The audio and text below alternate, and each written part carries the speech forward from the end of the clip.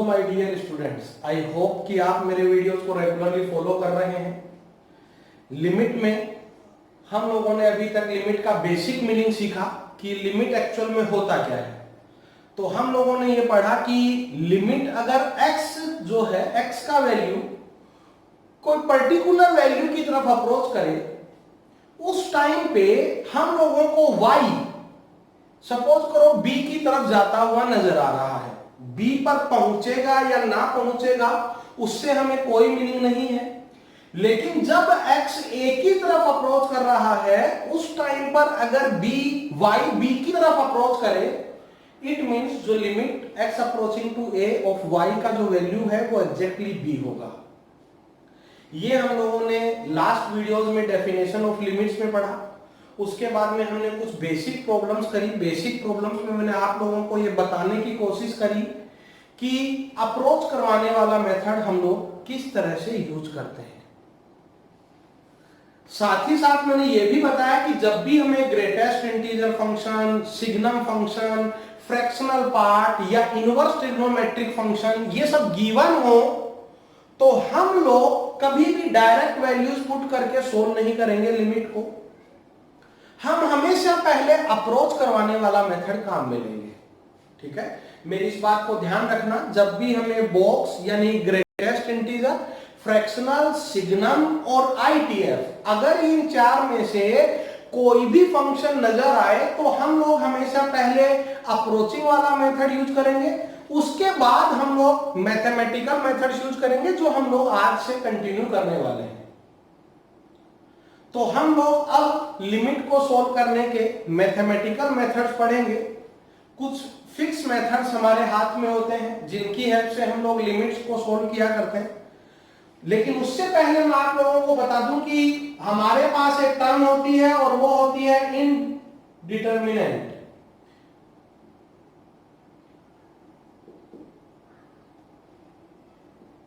इनडिटरमिनेंट terms total हमारे पास 7 इनडिटरमिनेंट forms होती हैं। वो है 0 by 0, infinite by infinite, 0 into infinite, infinite minus infinite, 1 power infinite, 0 power 0 and infinite power 0। ये हम लोगों के पास 7 इनडिटरमिनेट फॉर्म्स हैं। इनका क्या मीनिंग होता है पहले हम लोग वो समझते हैं, उसके बाद हम इनको 1 by 1 सोल्व करने का मेथड पढ़ेंगे। जैसे अगर हम लोग 0 by 0 की बात करें तो 0 by 0 का मीनिंग ये हुआ कि न्यूमरेटर भी अप्रोचिंग टू 0 होना चाहिए एंड डिनोमिनेटर भी अप्रोचिंग टू 0 होना चाहिए। न्यूमरेटर यानी अंश और डिनोमिनेटर यानी हर बोथ आर अप्रोचिंग टू 0 हो गिवन लिमिट पर, तो हम लोग बोलेंगे कि वो इनडिटरमिनेट फॉर्म है। ठीक है, जैसे फॉर एग्जांपल सपोज करो हम लोगों को एक लिमिट का प्रॉब्लम गिवन है, limit x approaching to 0 x upon sine x। तो देखो x अप्रोचिंग टू 0 है, न्यूमरेटर तो जो है वो अप्रोचिंग टू 0 है। डिनोमिनेटर के बारे में देख लेते हैं हम लोग। डिनोमिनेटर है साइन x। ये मैंने साइन x का ग्राफ बनाया। मर्जी आप लोगों की है, चाहो तो LHL देखो, चाहो तो RHL देखो। अगर हम लोग 0 की तरफ अप्रोच करें तो देखो y का वैल्यू भी किधर अप्रोच कर रहा है, 0 की तरफ। तो डिनोमिनेटर भी यहां अप्रोचिंग टू 0 है, न्यूमरेटर भी अप्रोचिंग टू 0, डिनोमिनेटर भी अप्रोचिंग टू 0। ये हम लोगों का इनडिटरमिनेट फॉर्म है। ठीक है, जैसे हम लोग एक और एग्जांपल देखते हैं इसी में। सपोज करो मैं ये बोलता हूं कि limit x approaching to 0 box of x square upon sine x। तो अभी अभी हम लोगों ने देखा कि डिनोमिनेटर यानी साइन x वो तो अप्रोचिंग टू 0 है। अभी हमने ग्राफ बनाया था। चलो जरा न्यूमरेटर के बारे में डिस्कस करते हैं। x 0 की तरफ जा रहा है, चाहे वो लेफ्ट साइड से मूव करे चाहे राइट साइड से, यानी 0 प्लस हो या 0 माइनस। बोलो जरा उसका जब हम स्क्वायर करेंगे तो क्या वो ऑलवेज 0 प्लस होगा क्या?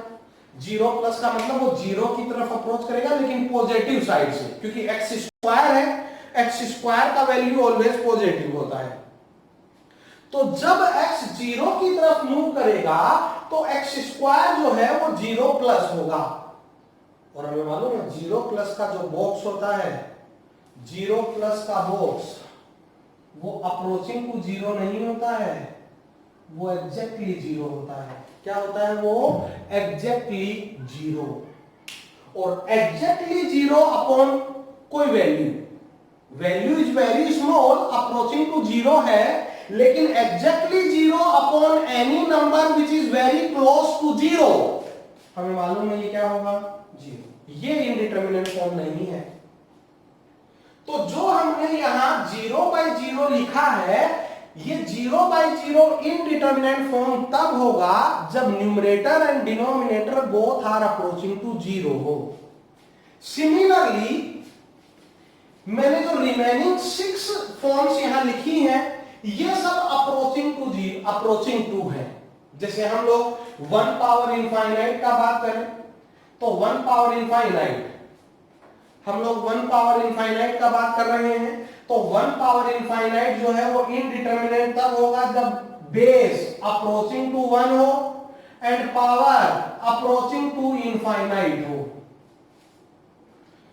आप लोग शायद समझ रहे होंगे कि ये जो 7 फॉर्म्स हमने लिखी हैं, ये इनडिटरमिनेट फॉर्म तब होंगी जो भी वैल्यूज मैंने यहां लिखी हैं वो सब अप्रोचिंग टू होनी चाहिए, उनमें से कोई भी एग्जैक्टली नहीं होना चाहिए। जैसे 1 पावर इनफाइनाइट, देखो इसका एग्जांपल देते हैं। सपोज करो मैं ये वाला लिमिट का प्रॉब्लम लिखता हूं, limit x approaching to 1 10 π/4 of x whole power 1 upon x minus 1। देखो x 1 की तरफ अप्रोच कर रहा है, 1 की तरफ अप्रोच कर रहा है, तो ये एंगल π/3 की तरफ अप्रोच करे, π/4 की तरफ अप्रोच करेगा। और अगर एंगल π/4 की तरफ अप्रोच करेगा तो tan वो अप्रोचिंग टू 1 होगा।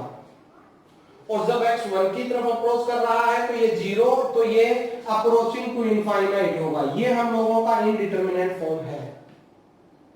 ये हम लोगों का क्या है? Indeterminate form. सपोज करो अगर मैं एक लिमिट का प्रॉब्लम ये लिखता,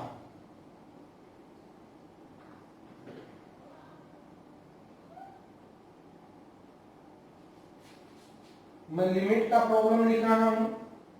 सपोज करो लिमिट का प्रॉब्लम हमें ये गिवन होता, तो देखो पावर तो अभी भी अप्रोचिंग टू इनफाइनाइट है, क्योंकि x अप्रोचिंग टू π/2 है, तो हमें मालूम है π/2 की तरफ जाता है तो tan x का वैल्यू किधर अप्रोच करता है? इनफाइनाइट की तरफ। ऐसा हम लोग ग्राफ से भी कंक्लूजन निकाल सकते हैं। बेस चेक करते हैं, ये GIF है, ग्रेटेस्ट इंटीजर फंक्शन। x π/2 की तरफ अप्रोच कर रहा है, π/2 का अप्रोक्सीमेट वैल्यू हुआ 1.57। तो 1.57 से चाहे थोड़ा छोटा हो यानी लेफ्ट हैंड लिमिट हो, चाहे थोड़ा बड़ा हो यानी राइट हैंड लिमिट हो, बोथ केस में बॉक्स x का वैल्यू एग्जैक्टली 1 होगा, क्योंकि 1.57 का बॉक्स कितना होता है? एग्जैक्टली 1। वो अप्रोचिंग टू 1 नहीं होता है, वो एग्जैक्टली 1 होता है। तो देखो ये इनडिटरमिनेट फॉर्म नहीं है। और सोच के देखो, एग्जैक्टली 1 पावर है, उसको अगर हम इनफाइनाइट टर्म्स भी मल्टीप्लाई करें, बेस जो है वो एग्जैक्टली 1 है, अगर हम उसको इनफाइनाइट टाइम्स भी मल्टीप्लाई करें तो भी वैल्यू कितनी रहेगी उसकी? 1 ही रहेगी। तो आई होप कि आप लोगों को समझ आ रहा होगा कि एक्चुअल में जो हमने 7 इनडिटरमिनेट फॉर्म्स लिखी हैं उनका मीनिंग क्या होता है। ठीक है, जो मैंने यहां पर वैल्यूज तुम लोगों के सामने लिख रखी हैं जिस भी फॉर्म में, वो ईच वैल्यू अप्रोचिंग टू होनी चाहिए, उनमें से कोई भी एग्जैक्टली नहीं होना चाहिए, तो ही वो इनडिटरमिनेट फॉर्म होगा, तो ही उस पर हमारा मेथड, जो हम लिमिट सोल्व करने का मैथमेटिकल मेथड्स पढ़ेंगे, वो अप्लाई हो पाएंगे। क्लियर है? तो अब हम लोग, ये हमें याद रखना चाहिए सब कुछ। अब हम लोग मेथड की तरफ बढ़ते हैं। तो मेथड पहले मैं बताता हूं कि हम लोग प्रॉब्लम्स को कैसे अटेम्प्ट करेंगे, कैसे हम लोग आगे बढ़ेंगे। तो सपोज करो हम लोगों को ये प्रॉब्लम गिवन है, limit x approaching to a f x। यहां कोई भी फंक्शन होगा, किसी भी टाइप का हो सकता है, ये कोई भी इंडिटरमिनेट फॉर्म की प्रॉब्लम हो सकती है। हमें ये लिमिट का प्रॉब्लम गिवन है। हम लोग मेथड पढ़ रहे हैं, इनिशियल मेथड, कि जैसे ही हमें लिमिट का प्रॉब्लम मिले तो हम स्टार्ट कहां से करेंगे। ठीक है, तो ये प्रॉब्लम गिवन है। हम लोग सबसे पहले काम क्या करेंगे, put x equal to a in fx। जो ये fx है हम इसमें x equal to a put कर देंगे।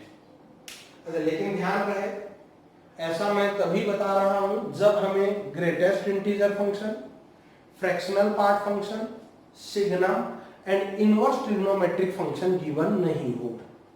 अगर वो गिवन है तो हम अप्रोच करवाने वाला मेथड ही यूज में लेंगे। क्लियर है सब लोगों को? तो उसके अलावा हम x equal to a put कर देंगे।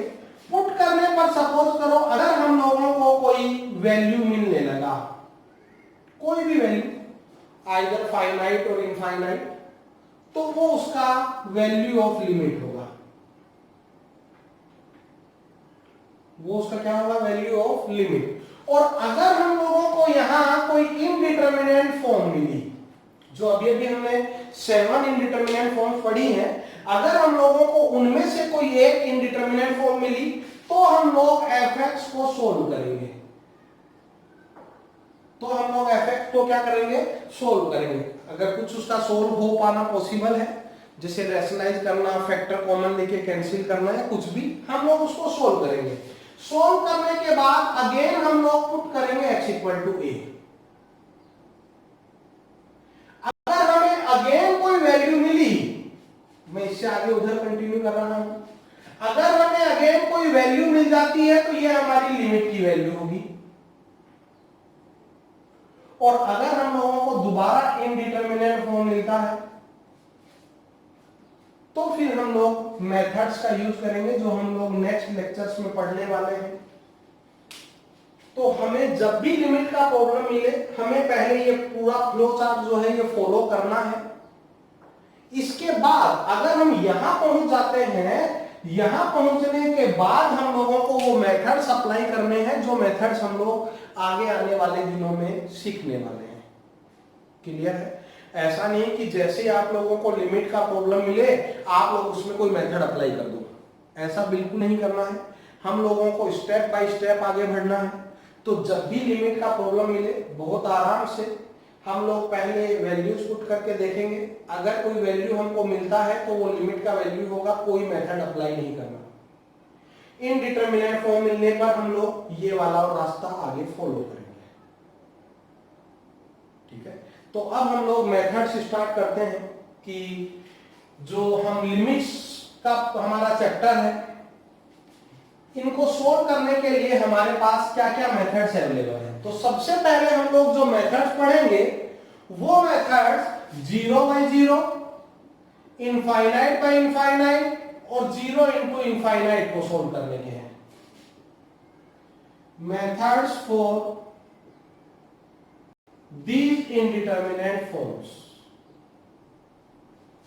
इन तीन को सॉल्व करने के सेम मेथड है हमारे पास। टोटल यहां 7 मेथड्स हैं इन तीन इनडिटरमिनेट फॉर्म्स को सॉल्व करने। और एक्चुअल में वो जो मेथड है वो इन दो के हैं। देखो, जब भी हमको 0 इंटू इनफाइनाइट मिलेगा, पहले हम इसी को खत्म कर देते हैं, क्योंकि जो हम 7 मेथड पढ़ेंगे वो एक्चुअल में इन दो इनडिटरमिनेट फॉर्म्स को सोल्व करने के हैं। जैसे ही हमको 0 इंटू इनफाइनाइट मिलेगा, हम क्या करेंगे, इन दोनों में से कोई भी एक टर्म डिनोमिनेटर में ले जाएंगे। ऑब्वियस सी बात है, 0 इंटू इनफाइनाइट है तो जो प्रॉब्लम है उसमें हमें दो फैक्टर गिवन होंगे। एक फैक्टर 0 की तरफ अप्रोच करेगा, दूसरा फैक्टर इनफाइनाइट की तरफ अप्रोच करेगा। ऑब्वियस है, तो ही वो 0 इंटू इनफाइनाइट बनेगा। दोबारा सुनो कि अगर प्रॉब्लम 0 इंटू इनफाइनाइट का है, इट मींस वो product of two factors given होंगे। One factor is approaching to 0 होगा and second factor approaching to infinite होगा। हम क्या करेंगे, इन दोनों में से किसी भी एक फैक्टर को डिनोमिनेटर में शिफ्ट कर देंगे जबरदस्ती। इन दोनों में से हम एक फैक्टर को कहां शिफ्ट कर देंगे, डिनोमिनेटर में। सपोज करो अगर 0 डिनोमिनेटर में गया तो ये इनफाइनाइट बाय इनफाइनाइट बनेगा, और अगर इनफाइनाइट डिनोमिनेटर में गया तो ये 0/0 बनेगा। और जैसे ये बना, इनको सोल्व करने के हम अभी 7 मेथड्स पढ़ने वाले हैं। ठीक है, तो मैं ये समझता हूं कि 0 इंटू इनफाइनाइट अगर आया तो पहला स्टेप हम उसको 0/0 और इनफाइनाइट में कन्वर्ट कर लेंगे, किसी भी एक टर्म को डिनोमिनेटर में भेजकर। और जैसे हो जाएगा उसके बाद इसको सोल्व करने के हमारे पास टोटल 7 मेथड्स हैं, जिसमें से पहला मेथड होता है मेथड 1 फैक्टराइजेशन। हिंदी में हम इसको कहते हैं गुणनखंड विधि। मैं दोबारा बता रहा हूं, जो मेथड हम लोग अभी पढ़ने वाले हैं वो 0/0 और इनफाइनाइट को सोल्व करने के मेथड है। अगर हमें 0 इंटू इनफाइनाइट मिला तो पहला स्टेप हम इसको कोई भी एक टर्म को डिनोमिनेटर में शिफ्ट करेंगे और उसको 0/0 या इनफाइनाइट में ट्रांसफर कर लेंगे। और पहला मेथड नाम से क्लियर है, फैक्टराइजेशन। इट मींस हम लोग वो फैक्टर कैंसिल करेंगे जिसकी वजह से वो इनडिटरमिनेट फॉर्म बन रहा है। इस मेथड में हम लोग क्या करने वाले हैं, हम लोग उस फैक्टर को कैंसिल करेंगे जिसकी वजह से वो क्या बन रहा होगा, इनडिटरमिनेट फॉर्म। जैसे देखो, बहुत आसान एग्जांपल लेता हूं, limit x approaching to 2 x³ minus 2³ upon x² minus 2²। जो हमने अभी अभी थोड़ी देर पहले फ्लो चार्ट पढ़ा था, हम उसी को फॉलो कर रहे हैं। मैंने x का वैल्यू 2 पुट किया, 2 पुट करने पर 2³ माइनस 2³ 0, 2² माइनस 2² 0। हमें 0/0 इनडिटरमिनेट फॉर्म मिल रहा है। एक और बात, ये हैबिट होनी चाहिए कि हम यहाँ इनडिटरमिनेट फॉर्म लिखें कि वो कौन सी है, ताकि हम लोग मेथड समझ पाए कि किस मेथड को हम यहाँ अप्लाई करने वाले हैं। ठीक है, ये हमारा हैबिट होना चाहिए और कुछ भी नहीं। मतलब ऐसा कोई मैंडेटरी नहीं है कि लिखना है, लेकिन हैबिट होनी चाहिए, दिखने में अच्छा लगता है।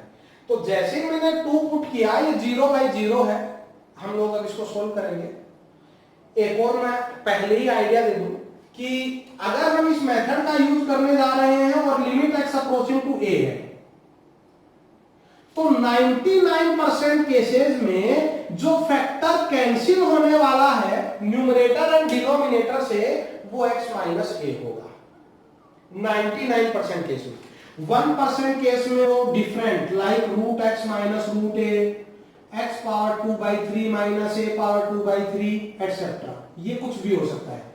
लेकिन अगर limit x approaching to a है और फैक्टराइजेशन मेथड वहां अप्लीकेबल है, तो 99% केस में जो फैक्टर कैंसिल होगा वो कौन सा होगा, x माइनस a, है ना। इससे हमें बहुत हेल्प मिल जाती है ऑलरेडी, अगर ये मालूम हो तो यहां थोड़ा बहुत आइडिया क्लियर हो गया। x अप्रोचिंग टू 2 है, तो बोलो जरा न्यूमरेटर और डिनोमिनेटर से कौन सा फैक्टर कैंसिल होगा, x माइनस 2। देखो चेक भी करते हैं।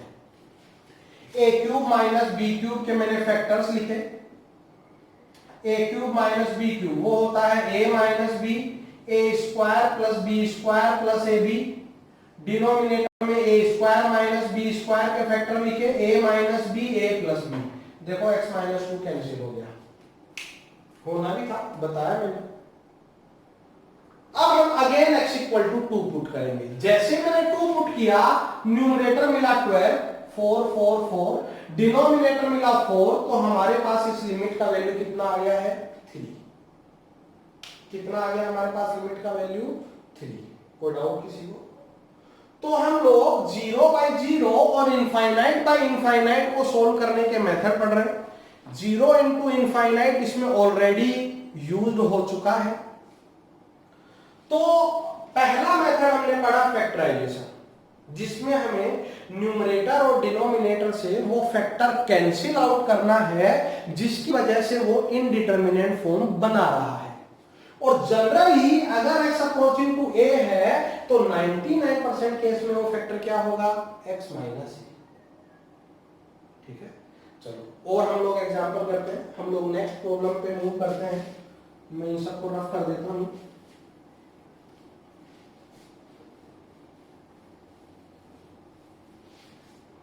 सेकेंड प्रॉब्लम हम लोग लेते हैं, limit x approaching to 1 x square minus root x upon x minus 1। ठीक है, ये हम लोगों का सेकेंड प्रॉब्लम है। तो अगर हम लोग इसको सोल्व करें तो देखो मैंने 1 पुट किया, 1 पुट करते ही चेक करो हम लोगों को ये 0/0 इंडिटरमिनेट फॉर्म मिलने लगा। सोल्व कर रहा हूं, यहां मेरे को रूट एक्स कॉमन नजर आ रहा है, limit x approaching to 1, root x common लिया तो हमारे पास रिमेनिंग रहा x पावर 3/2 माइनस 1, डिनोमिनेटर है x माइनस 1। अगेन हमने सोल्व किया, लिमिट एक्स अप्रोचिंग टू 1, ये रूट एक्स कॉमन है, देखो मैंने इसको लिखा x पावर हाफ का होल क्यूब, पावर 3/2 था, पावर 3/2 को मैंने लिखा root x cube whole cube और 1 को मैंने लिखा 1 क्यूब। सिमिलरली डिनोमिनेटर में मैंने लिखा रूट एक्स का whole square minus 1 square x minus 1। Again same, a cube minus b cube के फैक्टर्स कर रहा हूं, यहाँ a minus b, a square minus b square के। तो हमारे पास फैक्टर्स करने के बाद न्यूमरेटर मिलेगा a minus b into a square plus b square plus a b, denominator मिलेगा a minus b into a plus b. देखो रूट एक्स माइनस 1 कैंसिल हो गया। जो मैं 1% की बात कर रहा था मैंने उसी 1% पर बेस्ड एग्जांपल लिया, रूट एक्स माइनस 1 यहां क्या हो चुका है, कैंसिल आउट हो चुका है। क्लियर हुआ कुछ?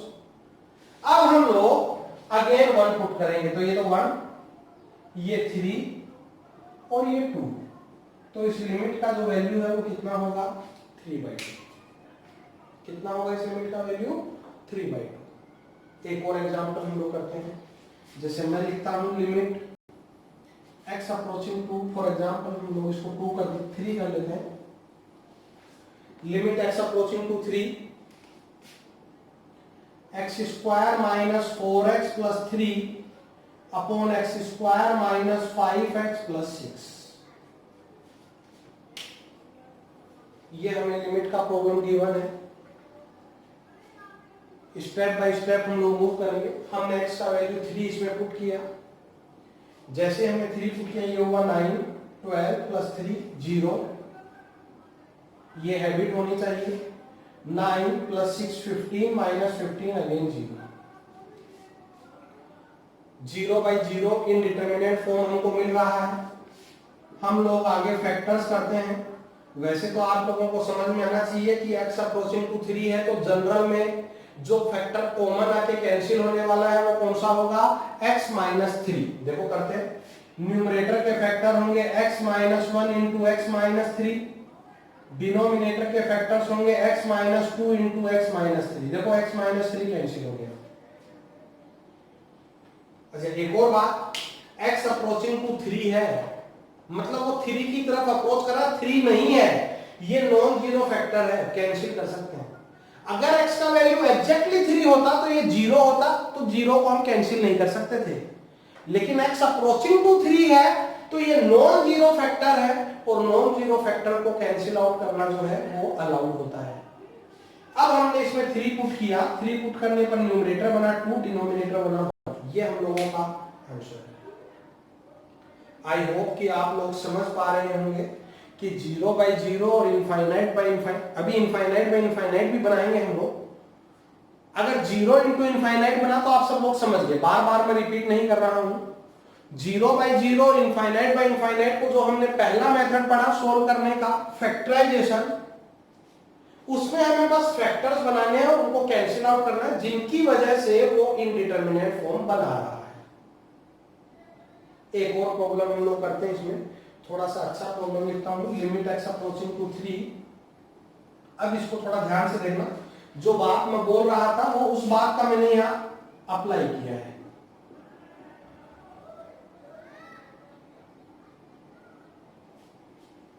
देखो मैंने यहां ग्रेटेस्ट इंटीजर का यूज कर लिया है। अब जैसे मैंने यहां ग्रेटेस्ट इंटीजर का यूज किया, अब हम लोग यहां x का वैल्यू 3 पुट नहीं करेंगे। Greatest integer, fractional part, signum और आईटीएफ, अगर हम हिंदी में बोले तो महत्तम पूर्णांक फलन, भिन्नात्मक भागफलन, सिग्नम और प्रतिलोम त्रिकोणमितीय फलन, ये चार हमें जब भी नजर आए तो हमें हमेशा अप्रोच करवाने वाला मेथड काम में लेना है। कभी भी हम लोग डायरेक्ट वैल्यू पुट करके बाद में आगे नहीं बढ़ेंगे। तो यहां मैं LHL और RHL दोनों डिस्कस कर लेता हूं। RHL का मतलब होता है कि हम लोग राइट साइड से अप्रोच करेंगे, यानी 3 प्लस होगा। क्या होगा? 3 प्लस। LHL का मतलब हम लोग लेफ्ट साइड से अप्रोच करेंगे, यानी x का वैल्यू 3 से थोड़ा छोटा होगा। क्लियर है क्या सब लोगों को? और हमें मालूम है अगर x 3 से थोड़ा छोटा है, अगर x 3 से थोड़ा छोटा है तो बॉक्स x का जो वैल्यू है वो एग्जैक्टली कितना होता है? 2। बॉक्स x का वैल्यू एग्जैक्टली कितना होता है? 2। अब हमारा ये लिमिट का प्रॉब्लम है। अब हम इसमें जो फ्लो चार्ट के अकॉर्डिंग मेथड था वो फॉलो कर सकते हैं। मैंने 3 पुट किया इसमें, जैसे ही 3 पुट किया तो ये होगा 0/1, और ये इनडिटरमिनेट फॉर्म नहीं है, इसलिए ये इसका आंसर है। वैसे मेरे को ये मालूम है कि x - 2 यहाँ कैंसिल आउट होगा, लेकिन वो मीनिंगलेस है, उसका कोई मतलब नहीं है। जैसे मैंने यहाँ 3 पुट किया, ये 0/1 एक वैल्यू हमें मिलने लगी विच इज 0, तो वो लिमिट की वैल्यू है। उधर देखो 3 प्लस, और हमें मालूम है अगर x 3 से थोड़ा ज्यादा है, अगर x 3 से थोड़ा ज्यादा है तो बॉक्स का वैल्यू 3 होगा। अब हमने इसमें 3 पुट किया तो हमें ये इनडिटरमिनेट फॉर्म मिलने लगा, और ये इनडिटरमिनेट फॉर्म क्या हुआ? 0/0। अब हम इसको सोल्व करेंगे। सोल्व करने के लिए मैंने फैक्टराइजेशन मेथड अप्लाई किया। जब मैं फैक्टराइजेशन मेथड अप्लाई करूंगा तो ये होगा x - 3 x - 2 अपॉन x - 3, ये कैंसिल आउट हुआ और हमें RHL का वैल्यू कितना मिलने लगा? 1। देखो एक और बात, जो वर्ड हम लोगों ने कल डिस्कस किया था, LHL 0 आया, RHL 1 आया। LHL and RHL are not equal, दोनों बराबर नहीं है। और कल लास्ट में वीडियो के लास्ट में मैंने बताया था कि LHL और RHL अगर इक्वल नहीं हो तो हम लोग बोलेंगे कि 3 पर लिमिट जो है वो एग्जिस्ट नहीं करती है, विद्यमान नहीं है। ठीक है, at x = 3 limit does not exist. कल हम लोगों ने पढ़ा था कि लिमिट एग्जिस्ट तब करेगी जब LHL और RHL आपस में इक्वल हो और दोनों की दोनों यूनिक एंड फाइनाइट हो। याद है सब लोगों को? ठीक है, लिमिट जो है वो तब एग्जिस्ट करती है जब LHL एंड RHL इक्वल हो, both are unique and finite. तो इस केस में लिमिट जो है 3 पर, हो सकता और कहीं एग्जिस्ट करती, लेकिन 3 पर लिमिट जो है वो एग्जिस्ट नहीं कर रही है। ये था हमारा फर्स्ट मेथड 0/0 और इनफाइनाइट को सोल्व करने का, और वो था फैक्टराइजेशन। नेक्स्ट वीडियो में हम लोग इसका सेकंड और थर्ड मेथड पढ़ेंगे। दोनों मेथड बहुत इंपॉर्टेंट है, तो नेक्स्ट वीडियो में जरूर जुड़े। अगर वीडियो आपको पसंद आया हो और आप इसको एंजॉय कर रहे हो तो लाइक जरूर करें। आपका हर एक लाइक मेरे को मोटिवेट करता है अपना और 100% एफर्ट डालने के लिए। चैनल को सब्सक्राइब भी करें और फ्रेंड्स में इसको शेयर भी करें ताकि मैक्सिमम स्टूडेंट्स इसका बेनिफिट उठा सकें। रेगुलर स्टडी और प्रैक्टिस, ये हम लोगों का मूल मंत्र है जो तुमको कभी भी भूलना नहीं है। Thank you.